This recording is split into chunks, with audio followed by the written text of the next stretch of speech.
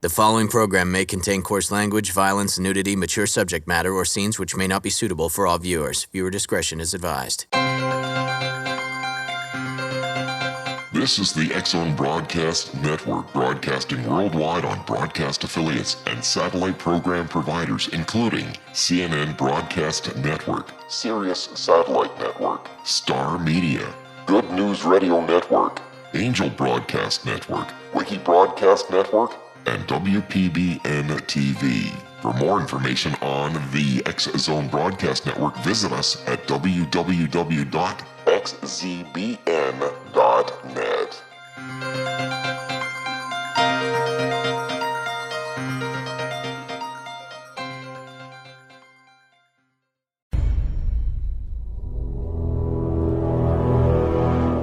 The X-Zone radio and TV show is largely an opinion talk show. All opinions, comments, or statements of fact expressed by Rob McConnell's guests are strictly their own and are not to be construed as those of the X-Zone radio and TV show or in any manner endorsed by Rob McConnell, REL-MAR McConnell Media Company, Talkstar Radio Network, its affiliated stations, or employees.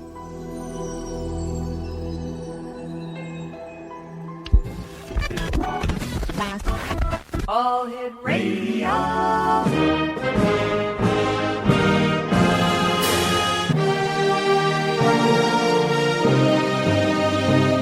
Welcome to the X-Zone, a place where fact is fiction and fiction is reality. Now, here's your host, Rob McConnell.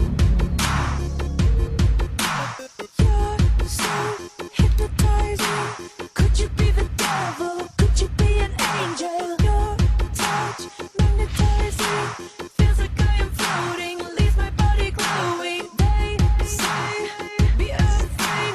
You're not like the others. Futuristic lovers. Different DNA. They don't understand you. You're from a whole nother world. A different dimension. You open my eyes, and I'm ready to go. Lead me into the light. Kiss me, infect me with your love and fill me with your poison. Take me, wanna be a victim, ready for affection. You're an alien. And welcome back, everyone. My name is Rob McConnell. This is the X-Zone. We're coming to you from our studios in Hamilton, Ontario, Canada. Worldwide toll-free, 1-800-610-7035. Email xzone@xzoneradiotv.com. On MSN Messenger, xzoneradiotv@hotmail.com. And our website, www.xzoneradiotv.com. A couple of things before we get to my special guest this hour, a good friend, Philip Coppens. We do have now the X-Zone 2012 site that is open. We are posting all the newspaper articles that we can find from around the world at www.xzone2012.com. Plus, we have a new UFO reporting site up at www.xzonenews.com. Starting in March, the X-Zone radio show and X-Zone TV show will be broadcast live on Working Star Network. We will be broadcasting simulcast radio and television starting in March. We're totally excited about that, especially when we'll be giving you first-hand reports from our investigation trip down to South America. We're taking 10 days. We're going down to South America. We're going to be checking out not only Mexico, but surrounding countries to see what they know or what their legends or what their folklore or their history talk and tell about December the 21st, 2012. My guest this hour, X-Zone, as I said, is Philip Coppens, and we've had the pleasure of having Philip on the show a number of times. It's always great talking to him. He's an author, investigative journalist, ranging the world of politics to ancient history and mystery. Now, he co-hosts the Spirit Revolution radio show with his wife, Kathleen McGowan, and is a frequent contributor to NEXUS magazine, a great magazine, I might add at that, and Atlas Rising magazine, another super magazine. Since 1995, he has lectured extensively and has appeared in a number of television and DVD documentaries, including Ancient Aliens, a series, and that's on the History Channel. He is the author of The Stone Puzzle of Rosslyn Chapel, The Canopus Revelation, and Land of the Gods, The New Pyramid Age, Servants of the Grail, the ebook 2012, Science or Fiction, Killing Kennedy, and The Ancient Alien Question. And Philip's website is www.philipcoppens.com. That's PHILIPCOPPENS.com. And Philip, welcome back to the X Zone. Thanks for having me on, Rob. It's always great talking to you. 2012 is a big topic these days. Philip, what is your take on December the 21st, 2012? Is it the end of the world? It is not the end of the world, but it's definitely an interesting day. It's obviously a day which has been singled out by the ancient Mayans, and I'm very glad to see that actually portions of the Mexican government are coming to terms with this reality. For a very long period of time, it was as if this was just something which was going to live within the Mayan heartland and, the New Age community. But it really is nice to see that Mexican, Guatemalan governments are beginning to endorse the Mayan people. And, my viewpoint is precisely that of the Mayans. It was...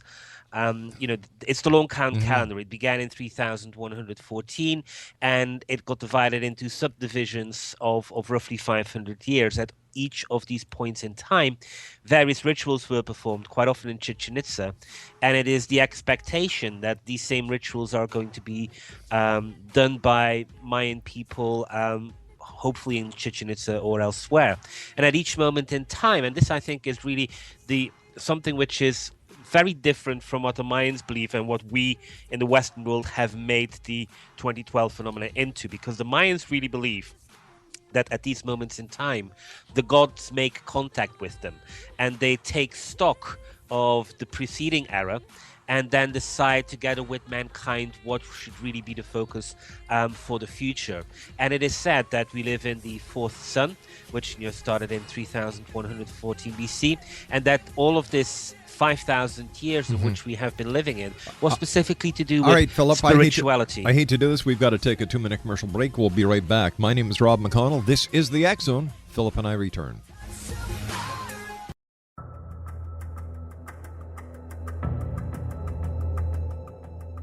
Modern Esoteric, Beyond Our Senses by Brad Olson, consummates the lifology story about where humanity originates. It is the lost continents, the primitive wisdom, the mythos of creation, and the rethinking of ancient history as we are taught in academia. There is much more to the story than what we have been told. As this is the first book in the Esoteric series, Modern Esoteric starts at the beginning of time and accelerates up to this modern age. Future Esoteric is book 2 in the series and takes a forward-looking position ahead of today with an open and honest examination of the ET issue and various unexplained phenomena. To discover the writings of author Brad Olson, visit www.bradolson.com. That's www.bradolson.com.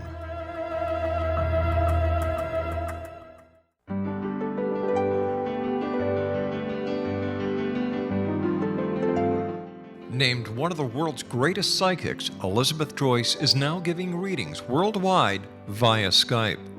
Elizabeth Joyce is recognized for her clairvoyant ability to help find missing persons, her analysis of dreams, past life regression work, mediumship, and her accurate predictions. Elizabeth has been a frequent guest on the X Zone radio show with yours truly, Rob McConnell, now for several years. For an appointment with Elizabeth Joyce, call 201-934-8986 or Skype at elizabeth.joyce. And for more information, you can always visit Elizabeth Joyce online at www.new-visions.com.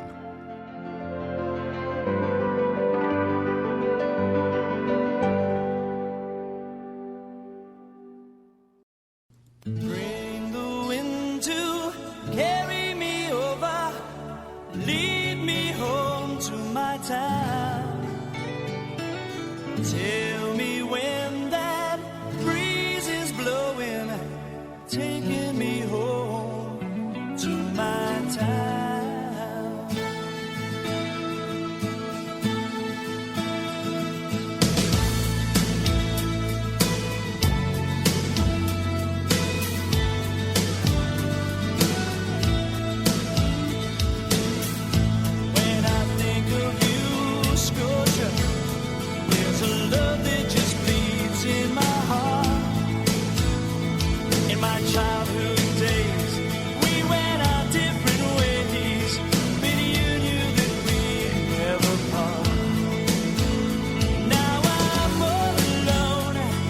Welcome back to the X Zone. Of course, that's Glass Tiger with My Town. Every time I hear that, I think of my friend Sam Reed, who is the keyboardist of Glass Tiger.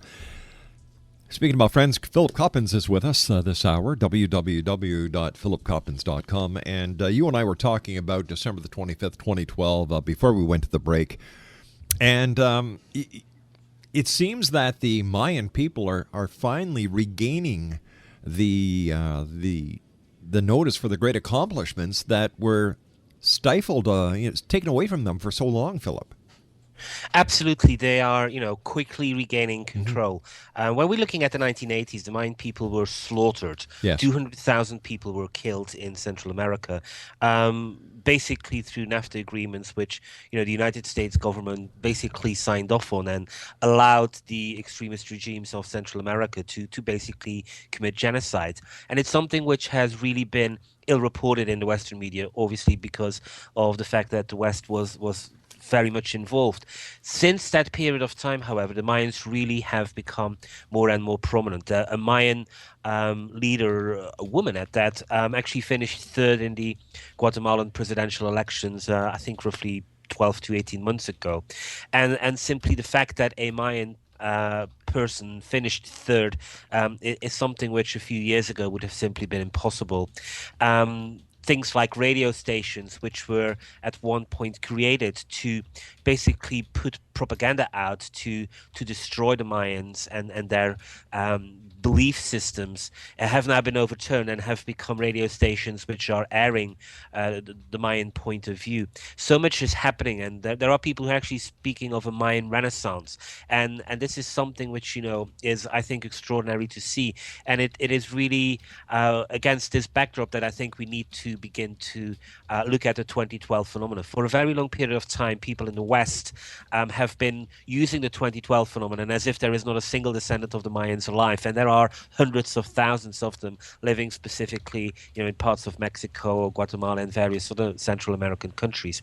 And now they are finally beginning to get a voice, and I hope that when it comes to December 21st, 2012, which is 11 months away, that really we are in a situation whereby we are, looking at events happening within the Mayan heartland, whereby the Mayans are featured centrally. And when that happens, there will be no messages of doom and gloom, but it will be, I think, quite a spiritual and quite an interesting experience. Over the many years doing this show, we've talked a lot of times about extraterrestrials, aliens, and here it is 20 years later, and I was going through my guest list the other night, and you know what, Philip? Nothing has changed in 20 years when it comes to the extraterrestrial question. I think that might be perceived as such, and to some extent, you're right. The things which have changed are this. I think that right now, with the popularity of the Ancient Alien television series on the History Channel, right now I'm taping together with so many other people season 4. It is the History Channel's most highly watched and most highly rated show. It is to some extent a sensation, because at the end of each episode worldwide, approximately 100 million people will have watched an episode of Ancient Aliens. But no disrespect meant to you or the great people at History Channel, because over the years I've worked with them as well. But if all these people are watching, and this is season 4, how come nobody has come forward yet, Philip, with that all-conclusive proof that aliens are real and just not a figment of the imagination as gods of the old, because people needed something to relate to in the world that they existed in? How do we know that they're real? Here we are all these years later, no proof. Well, I mean, this is an issue which I address in my book, The Ancient Alien Question, and I show that in the last 20 years, the proponents of ancient alien visitation have progressed it to a point that it now really needs to be a cooperative effort with science, because some of these things, for example, the dropper, Yeah. The dropper is the story of how in Tibet a spaceship might have crashed thousands of years ago, and the descendants might still be out there. They might have interbred with the local population. Well, we know right now that there is a tribe who claims to be descendants of these people. They're still in existence. And basically the situation is this, that an individual like me or you, without government credentials, without access to DNA testing, simply cannot go to China and say, hey, can we get a bit of your DNA for testing? And it's just one example of at least 5 really promising cases which are very close to proof that we have not been alone. But in each of these cases, it needs the active participation and cooperation of science. And basically, scientists are saying, we know for a fact that there is nothing to this, so there is no need to explore this any further. And there is one specific chapter in my book which I think kind of like highlights this more than anything. And it's not necessarily to do with ancient aliens as such, but with the question, where did life on Earth come from? Was it this primordial soup, as scientists are saying, or was life coming from elsewhere in the universe, and did it ride on a comet or a meteorite and then crash? This idea of panspermia, which so many scientists are proposing themselves. Well, the situation right now, at this very moment in time, is that astrobiologists at NASA are refused publication in peer-reviewed journals when they are finding evidence, proof of the fact that life could not have originated on planet Earth, that life originated elsewhere in the universe.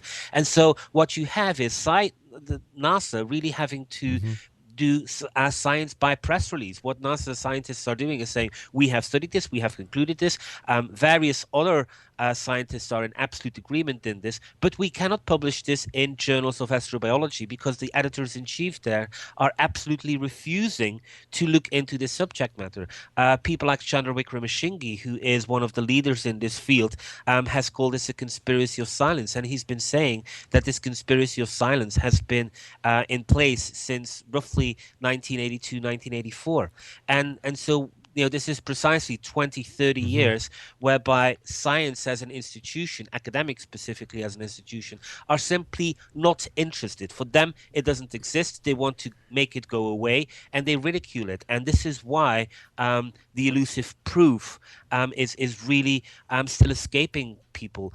But at the same time, it is clear that people, and I think this is kind of like the evidence of Ancient Aliens, a TV series, it is that people are becoming aware of this. It is the fact that after being lied to by politicians and being led down a dire path by the financial industry, people are waking up to the fact that science quite often is about dogma and not so much about exploration anymore. And so what I think we're going to see in the next 5 to 10, if not 15 years, is this idea that definitely, there are certain things wrong with science, and that we're hopefully going to push science into saying, well, we don't care that you're not interested in this. We pay you taxes. We pay your bills. You really need to start looking into this. All right, let me ask you the question then, Philip.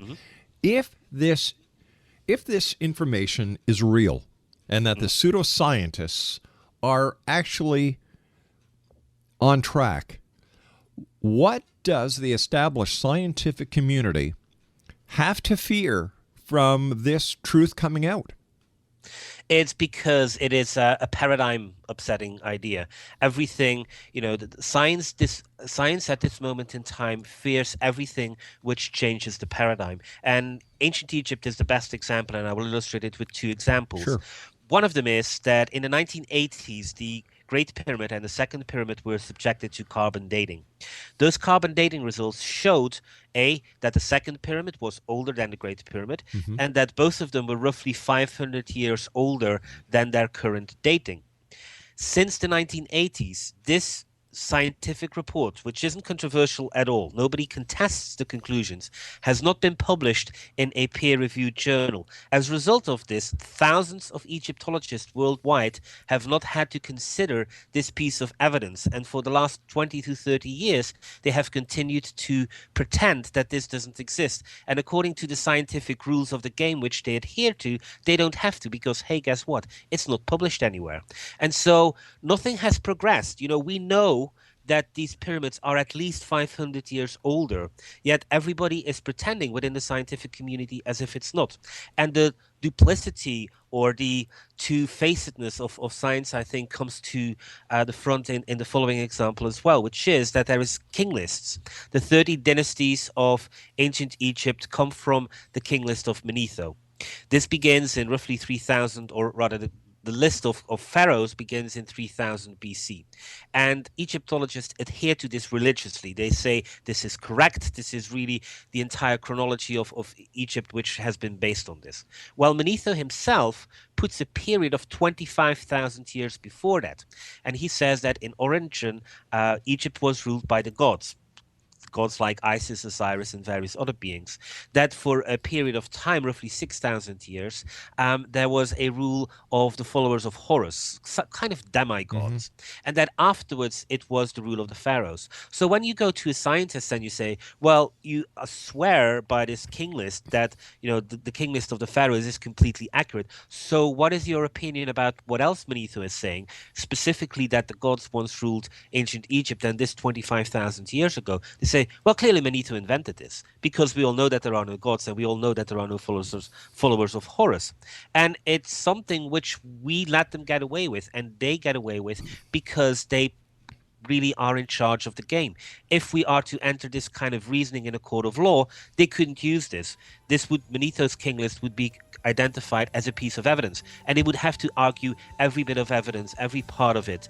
And so this kind of like, well, this is nonsense, but this is absolutely true, they get away with time and time again. And I think, and you know, largely to shows like Ancient Aliens and so much out there, else which is out there, I'm beginning to hope that people are growing up to this and are shortly not going to get away. All right, stand by, Philip. You and I have to take our news break at the bottom of the hour. Philip Coppens is our guest this hour, Exxon Nation. www.philipcoppens.com. My name is Rob McConnell. This is the X-Zone. You can always send an email to xzoneradiotv.com. The X-Zone, a place where people dare to believe and dare to be heard Monday through Friday from 10 p.m. Eastern until 6 a.m. Eastern, right here on the Talkstar Radio Network, X-Zone Broadcast Network, and our affiliates worldwide. Winding your way down on Baker Street, lighting your head and day.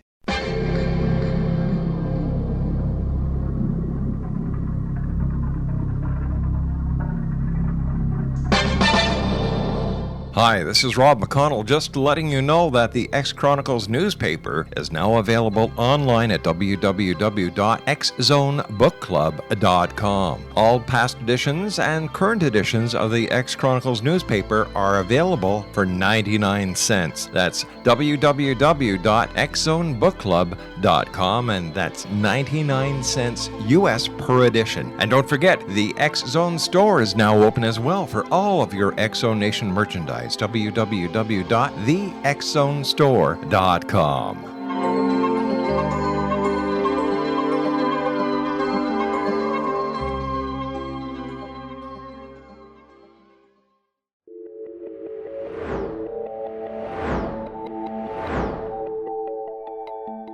Do you have a dis-ease that you would like to alleviate through a natural means? Have you been contacted by angels, ghosts, or even extraterrestrials and want to validate these experiences? Or would you simply like to speak with someone who can help you find your life's purpose? I'm Dr. Joseph Mara, and I'm offering my services free of charge for first-time clients contacting me during the month of April. These free consultations include angel card readings, guided meditations, life coaching, and energy healing. If you have always wanted to explore these types of experiences but were skeptical or simply could not afford them, then take advantage of this free special offer. Contact me through my website, aguidinglight, spelled LITE.com, to schedule your consultation today. Until then, I offer you love, light, and laughter.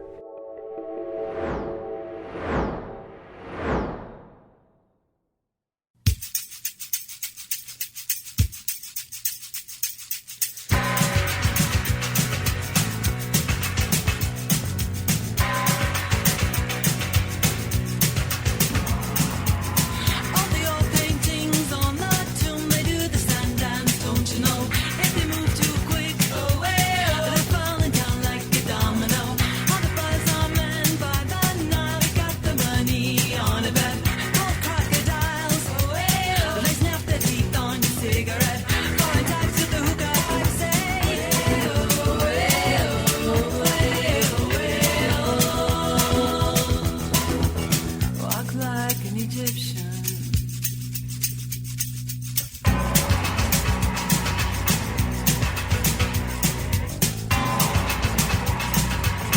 Welcome back, everyone. Philip Coppens is our guest this hour, www.philipcoppens.com. Philip, I've got a question for you, my friend. We were talking about how science refuses to accept certain things because of the shift of the paradigm that it would create. When we look at the different religions of the world, that certainly poses a conundrum to the scientific community, and yet they've allowed the controversy between science and religion to continue. They say, oh, sure, it's possible that the ancient gods in the Bible were extraterrestrials, and who knows? But they don't seem to mind the religious argument. But as you and I well know, when it comes to extraterrestrials, that's where they draw the line. What's the difference? Well, religions are, very interesting when it comes to the subject of extraterrestrials. The Vatican, for one, has got a chief astronomer who basically says, that he is open to the idea of extraterrestrial life. And the question seems to be whether Jesus died on the cross for the salvation of original sin, not just on planet Earth, but across the galaxy. Yes. That's kind of like the Vatican take on it. When it comes to science and religion, they have a very weird relationship at this moment in time. The Turin Shroud is, I think, one example whereby the Vatican basically seems to endorse bad science to kind of try and explain some of, the things like the Turin Shroud away. At other moments in time, scientists will say that basically they have no or nothing to do with religion. Now, the ancient alien question does touch upon the what I would call the legends, the folkloric material, and sometimes that sits within religion. In the case of the Bible, when legends and stories like this are written down, and they become incorporated into a religious text where people try to get morality from or a religious doctrine from, the two overlap. But there's also things like material from Greek mythology, whereby really at this moment in time there is no active Greek religion, so there's really nobody touching upon it. But at all times, science is really saying that they don't have to look at the ancient alien question for a variety of reasons. The most bombastic approach is really that they know. They know, and they have known for decades, that there is no truth to this whatsoever. And this is a very grandiose statement which they like to make, not just about the ancient alien question, but about so many other things.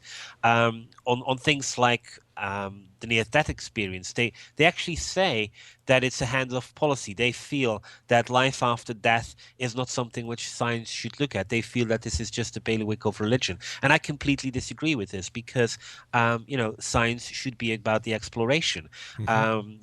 If there is life after death, that's not a bailiwick of religion. That is not a bailiwick of belief as such, if we can prove it. And there are various doctors across the world who are doing medical experiments and other experiments which show that at the moment of death something weird happens, that there is a part of us which survives and is able to go out of our bodies and see certain things which are happening in an operating room, which we would never be able to see if we were inside our body. And all of these things really sketch a very complex, sometimes standoff, sometimes harmonious way through science and religion. And the ancient alien question really is kind of like on that threshold. Sometimes it sits firmly within the borders of science, and sometimes it sits within the borders of religion. And at all times, it really is that very few people dare to go there. Since I wrote the book appeared in November 15, but it was finished in late May. And in between, there is actually one professor, Paul Davis from Arizona State University, who does stand out, who is a person who wants to change the paradigm on so many things, because he is, to some extent, a very liberal scientist. And he is actually proposing that we should start looking into something which he calls astroforensics, this idea that we have been visited by extraterrestrial beings in the past. Now, he is saying that basically, life has been here for 4.5 billion years, and that 800 million years ago, somebody might have come here, and that we have no evidence for this. He says that he feels that the best evidence for visitors from outer space has happened before mankind appeared on the scene. And it is my contention that the best evidence for visitation is actually since mankind has come on the scene. And this was also an opinion shared by the likes of the late Carl Sagan and various others. But, the good thing is that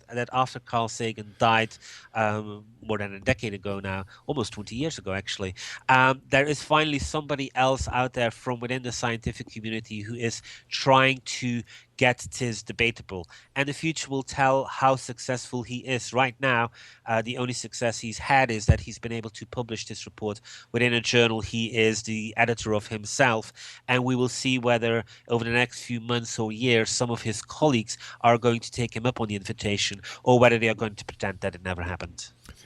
Now, you also say that that many proponents of the alien theory claim gods and aliens, that that the gods are aliens and that there is no God. How does this fit in with the religious side of the debate? Well, I think what happened was this. The ancient alien subject became extremely popular at the beginning of the 1970s. Sure, Eric von Däniken was a big one. Absolutely. And it was an approach which was taken, which was this. The Bible is literal, but it's not about God, it's about extraterrestrial beings. And so it was this weird, the fundamentalists are right, but they have got it wrong at the same time. And I don't think that's the approach to take. The existence of God with a big G is independent of the existence of gods with small g's. And actually, when you start to dig into very detailed material, specifically ancient Egypt and some other big civilizations, including the Mayans, what you're beginning to see is that these beings were declared to be gods because they were superhuman, because they were somehow seen as the assistant or the initiator into God with the big G. They told us about God with the big G. And it is really, I think, a sign of the times of the early 1970s that it was interpreted in a very materialistic way. I think we should get away from that. There is space enough, and the evidence suggests as such as well, for gods with a small g and God with big G to coexist. All right, taking into consideration the the amount of work that is being done into the ancient aspect of extraterrestrials, and the search for the proof and the search for the truth. How much true investigation is actually being done to prove the present existence of extraterrestrials? Well, from a kind of government perspective, specifically NASA, actually quite a lot and yet so little. For a very long period of time, the search for ET happened through SETI, the search for extraterrestrial intelligences through radio telescopes and various forms of radio astronomy. And basically it was trying to find a needle in a haystack, and everybody always knew this. But it was somehow felt to be the only approach possible. And, we have seen movies like Contact. We have seen headlines as in the fact that NASA is scaling down on this. And to some extent, people are saying that this is a sad thing. But really, this approach has not been fruitful. Instead, what NASA has done is they have changed tack. Everything which NASA is doing today is new. So they have pushed out the Kepler Space Telescope there, and it was, it's 11 months, coming up to 12 months since it was pushed out. And already it has gotten back extraordinary research data. It has identified 72 potential planets out there which might be home to Earth-like environments, and the headlines come in on an almost monthly basis, suggesting that we are soon going to be able to find a twin planet to Earth somewhere out there. Popular Science, in its October issue, went with a headline which was basically an index of where NASA and also the Russians and various other nations are in the search for extraterrestrial intelligence through these new means. And basically, everybody is convinced of two things. One, life is a cosmic imperative in the sense that the universe is created or seeded or prepared for life to be pretty much everywhere throughout the universe. And as a result of that, the scientists are convinced that they are going to find proof of this extraterrestrial life somewhere in the universe within the next 10 to 15, 20 years at most. And judging from the speed at which they're going about doing these things right now, I would actually say that it might be less than 10 years. But are they sure? Are the scientists sure they're actually looking for the right type of life? How do we know that life on other planets is carbon-based? We're looking for carbon-based, but what if life on other planets are not carbon-based units? We could be missing the boat completely. Well, I mean, the big change here from within NASA is that they have identified that what they should be looking for is DNA-based life. Basically, they have done experiments within interstellar space recreated in laboratories. The likes of Lou Alamandolo have basically shown that if you do this, interstellar space will create the building blocks of DNA. The only thing it then takes is a piece of rock and it'll transport itself throughout the galaxy. And this is really something which NASA has been focusing on for the last 10 years. And so DNA to them is the key to everything. But what happens, Philip? What happens once again? Like, we don't know everything. To think that our scientists are the know-it-all and above all of everything is very ludicrous in my opinion. They're humans. How do we know that they're even on the right track? Well, because at this moment in time, with the DNA approach of which astrobiology is taking, really so much is being discovered at this moment in time about the origins of life on our own planet, about the fact that DNA appears everywhere in the universe spontaneously.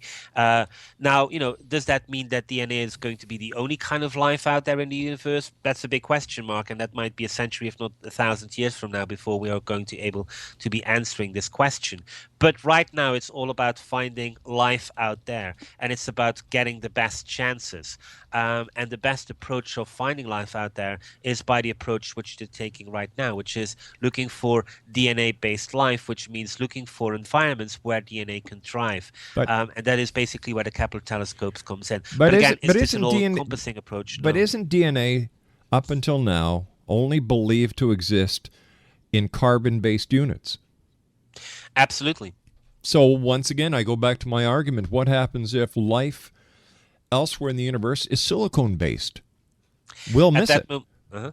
At that moment in time, well, I mean, this is the thing. Could there be silicone-based life out there in the universe? The answer is yes, and everything is possible. But right now, what they have focused on is basically the notion that DNA, is going to exist throughout the galaxy, because interstellar space, which is pretty much everything in the galaxy out there, is made up out of, DNA.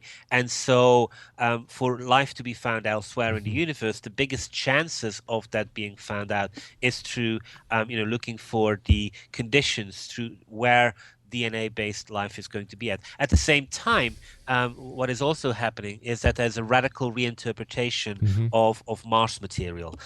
Even the people like Gilbert Levin, who in 1976 said that the Viking space probe, didn't identify evidence of life on Mars. He has now actually said that he has revisited this data from 1976, and he is now quite convinced that actually he was wrong by saying that there was no life on Mars. And so all of a sudden, Mars as another harbor of water, another harbor of life is once again coming into the scope of NASA.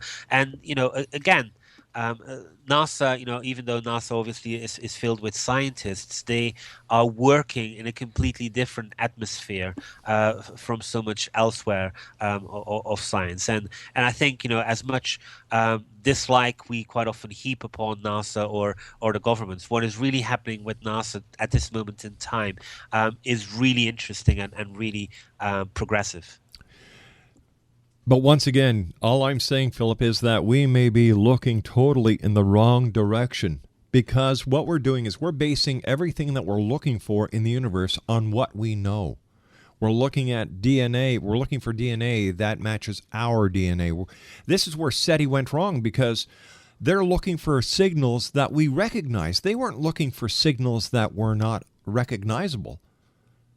And I think, the thing is right now that I think the difference between the SETI search is this.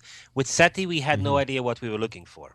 We thought we knew that we were looking for certain things, but in retrospect, we had no idea to distinguish a pulsar signal from an intelligent life signal. And there were a number of occasions whereby the two, were mistaken for each other, and they didn't go anywhere. Right now, what we know is that we know where to look for signs of DNA. And if we find signs of DNA elsewhere, if we find all right, conditions Philip, there, we've got to we'll take a find them. commercial break, but like I was saying, we may be wrong, because what we're looking for is something that we believe is out there.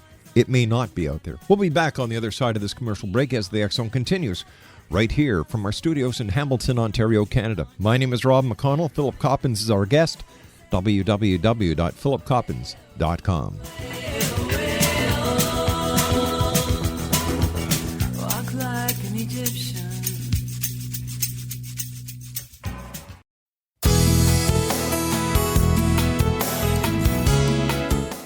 With each new extreme weather event or terrorist act, it becomes increasingly obvious that we live in uncertain and challenging times. We all buy car insurance. Why not collapse and catastrophe insurance? Matthew Stein, an MIT-trained engineer and green builder, has written 2 outstanding books to help people prepare, plan for, and deal with everything from minor situations lasting a few days to full-on collapse.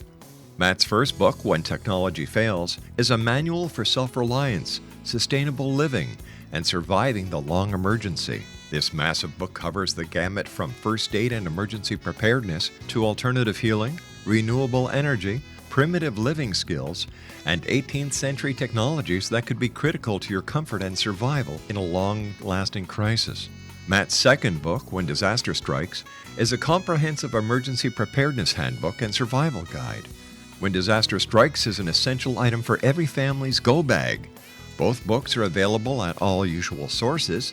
There's a wealth of totally free information posted at whentechfails.com, and author-signed copies may be purchased at mattstein.com.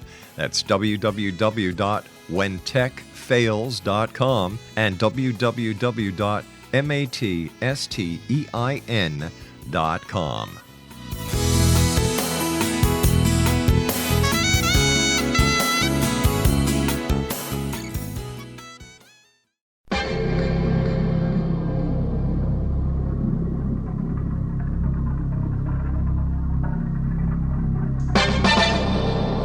Hi, this is Rob McConnell, just letting you know that the X Chronicles newspaper is now available online at www.xzonebookclub.com. All past editions and current editions of the X Chronicles newspaper are available for 99 cents. That's www.xzonebookclub.com, and that's 99 cents US per edition. And don't forget, the X Zone store is now open as well for all of your X Zone Nation merchandise. www.thexzonestore.com.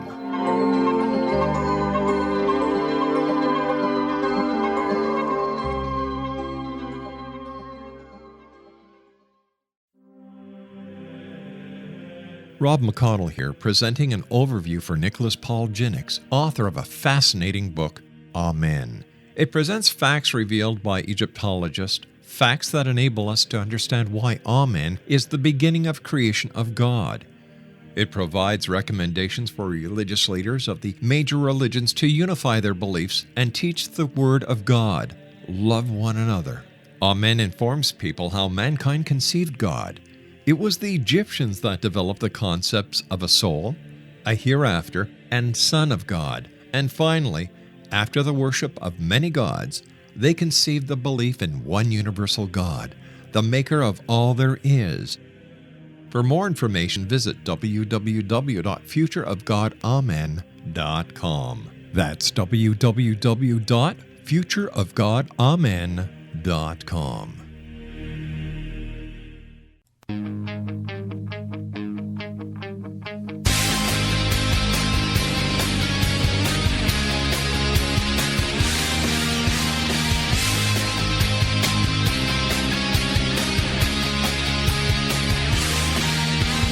I'm sick of being alone. When are you coming home? Just a glimpse of your face. I can remember smelling your hair. Only you anywhere. Somewhere that no one can retrace.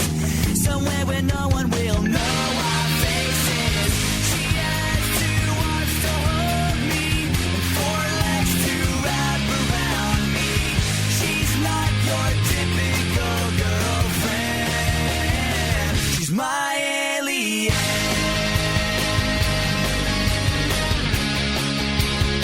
She's my alien.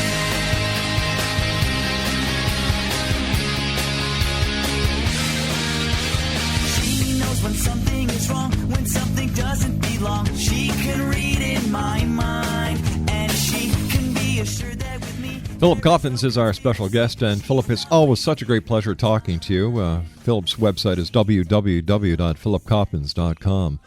Now, Philip, your research has actually uncovered an extraterrestrial connection in the form of direct archaeological evidence to the 2012 phenomenon. Well, yes. I mean, because basically what happens in 2012 is this. The only thing which we know from an archaeological point of view is that there are two inscriptions, Tortuguero and a recent one which was revealed in October, a brick from another complex in the Mayan heartland, which basically says that on December 21st, 2012, the Bolon Yuktute, the so-called nine gods, will return. And clearly, this is something which, when you start looking at the anthropological evidence of the Mayans, it's something that they were absolutely convinced of. There are even records, for example, that in 1615 or 1620, that period when a cycle of time ended for the Mayans, they basically went to the headquarters of the Spanish conquistadors in Merida and said that they were going to do ceremonies in Chichen Itza to make contact with these nine gods. And so whether this is a physical return of an extraterrestrial deity, or whether it is more what I would call a spiritual contact with a deity, to some extent that is secondary. What the Mayans are absolutely convinced about is that 2012 is all about making contact with these non-human intelligences. Hypothetically, December 21st, 2012 comes and goes. December 23rd, 2012 comes and goes. Nothing changes.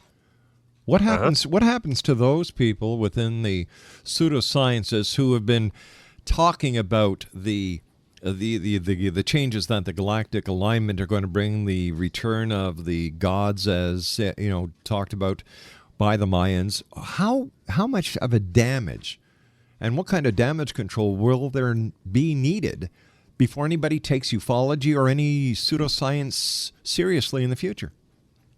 Well, to a large extent, it's not that bad. The industry of YK2 recovered very quickly from the non-existence of the YK2 bug. But I think the central message is this: we are focusing way too much on December 21st as such.